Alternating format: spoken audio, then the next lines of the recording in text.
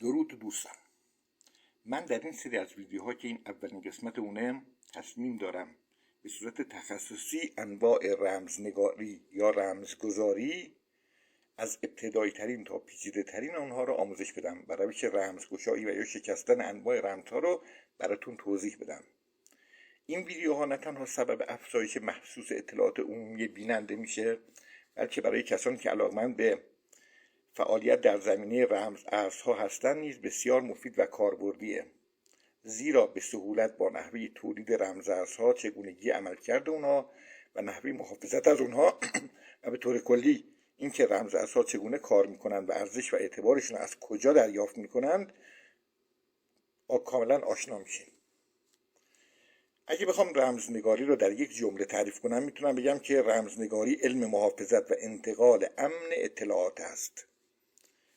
در زمانهای گذشته در دوران باستان ابتدا برای محافظت از اطلاعات مهم سعی میکردن که اون اطلاعات رو در جای مخفی کنند، ولی چون این روش در عمل نمیتونست از اطلاعات محافظت کنه کم کم به این نتیجه رسیدن که بهتره به جای مخفی کردن اطلاعات اون اطلاعات رو به شکلی تنظیم کنند که به جز فرد یا افراد مشخصی سایرین قادر به درک اون اطلاعات نباشند و این گونه اولین روش‌های رمزنگاری که بسیار ساده و ابتدایی بود ابداع شد.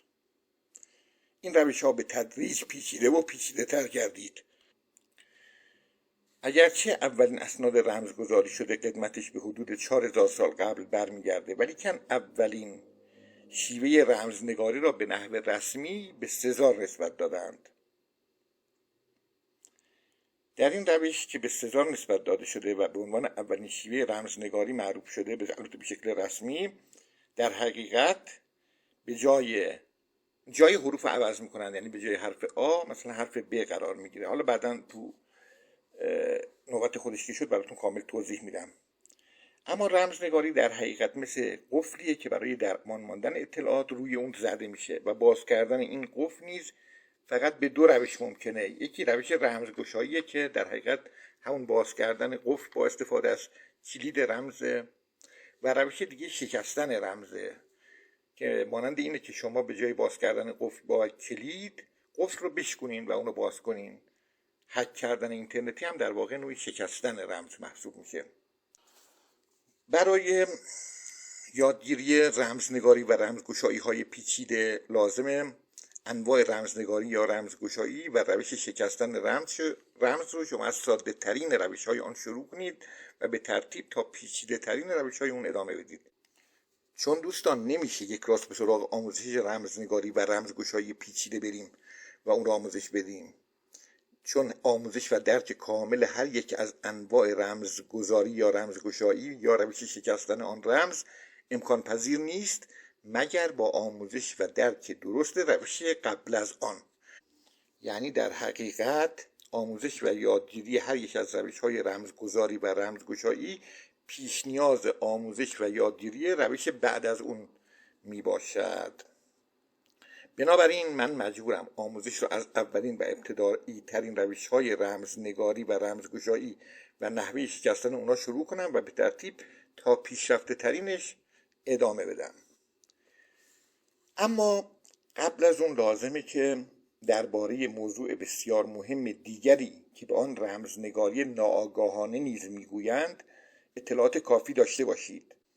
اهمیت این موضوع به جهت کاربردیه که موضوع رمزنگاری ناآگاهانه در شکستن انواع رمزهای پیچیده داره. یعنی شما تا با رمزنگاری ناآگاهانه آشنا نباشین بعداً نمیتونین رمزنگاری های پیچیده رو رمزگشایی کنین یا رمزش رو بشکنین. رمزنگاری ناآگاهانه زمانی است که مثلا شخصی متنی را مینویسد و بی آنکه خودش بخواهد و یا قصد انجام این کار رو داشته باشه اطلاعات دیگری رو به صورت رمزنگاری شده توی نوشته خود جا میده. حتی خودش تصمیم این کار رو نداره، ناآگاهانه این کار رو انجام میده و بعدها ممکنه شخص دیگری با استفاده از کلیدهایی که تو اون متن پیدا میکنه اون اطلاعات رمزنگاری شده رو کشف رمز کنه.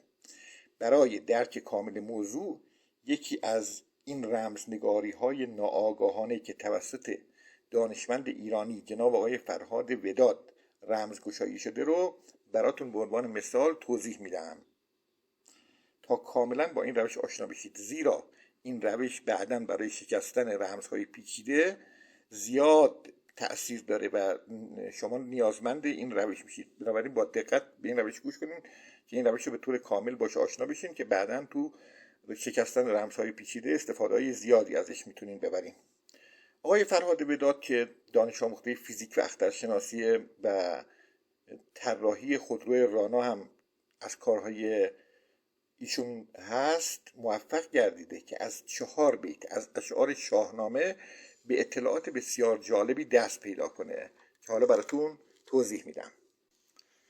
فردوسی در مقدمه داستان بیژن و منیژه شبی را که سرودن این داستان رو تو اون شب آغاز کرده این گونه توصیف میکنه. شبی که شروع کرده به نوشتن داستان بیژن و منیژه اون شب رو به این شکل توصیف میکنه. جناب فردوسی میگه که شبی چون شبه روی شسته به قیر، نه بهرام پیدا نه کیوان نه تیر. یعنی این که در شب تاریکی که به مانند شبهی بود که روی خود را با قیر شسته باشد، فردوسی اون شب رو به جهت تاریکی زیادش به شبهی تشبیه میکنه که صورت خودش رو با قیر شسته باشه. حالا شبح خودش تاریکه، شما فرض کنید که این شبح صورتش هم با قیر شسته، میخواد شدت تاریکی اون شب رو توضیح بده. شبی چون شبح روی شسته به قیر، نه بهرام پیدا نه کیوان نه تیر. و در اون شب تاریک نه سیاره بهرام پیدا بود نه سیاره کیوان پیدا بود، برای اینکه سیاره تیر پیدا بود. پس شب تاریکی که 3 سیاره بهرام و کیوان و تیر پیدا نبودند. و سپس ادامه میده تو بیت بعدش میگه که دگرگون آرایشی کرد ماه، بسیج گذر کرد بر پیشگاه. دگرگون آرایشی کرد ماه، بسیج گذر کرد بر پیشگاه. میگه که در اون شب تاریک ماه با آرایش متفاوت از هر شب در آسمان پدیدار شد. یعنی ماهی که تو اون شب پیدا شد در آسمان آرایشش با شبهای دیگه متفاوت بود. حالا این آرایش چه تفاوتی با شبهای دیگه داشته؟ فردوسی میگه ز تاجش 3 بهره شده لاژورد، سپرده هوا را به زنگار و گرد. یعنی در آن شب 3/4 از ماه به رنگ لاژورد در اومده بود و آسمان نیز به رنگ زنگار، یعنی رنگ قرمز و نارنجی در اومده بود. زنگار یعنی زنگ آهن که رنگش قرمز و نارنجیه.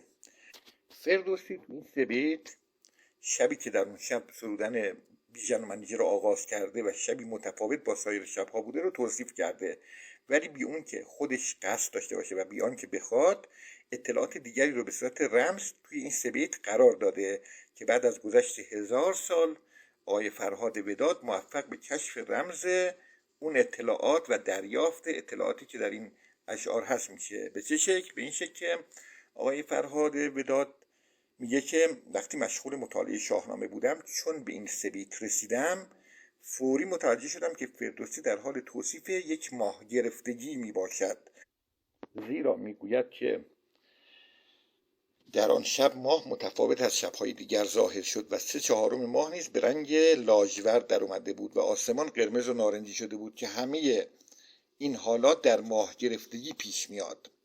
آقای وداد میگه که با دانستن این موضوع روز بعد به سازمان فضایی ناسا مراجعه کردم و با استفاده از امکانات سازمان ناسا یه لیستی از ماه گرفتگی هایی که در یک بازه زمانه 50 ساله که از 10 سالگی فردوسی تا 60 سالگی فردوسی رو شامل میشد تهیه کردم و اون ماه گرفتگی هایی که به وقت ایران توی روز اتفاق افتاده بود رو از لیست حذف کردم، زیرا فردوسی از یک شب سخن گفته بود.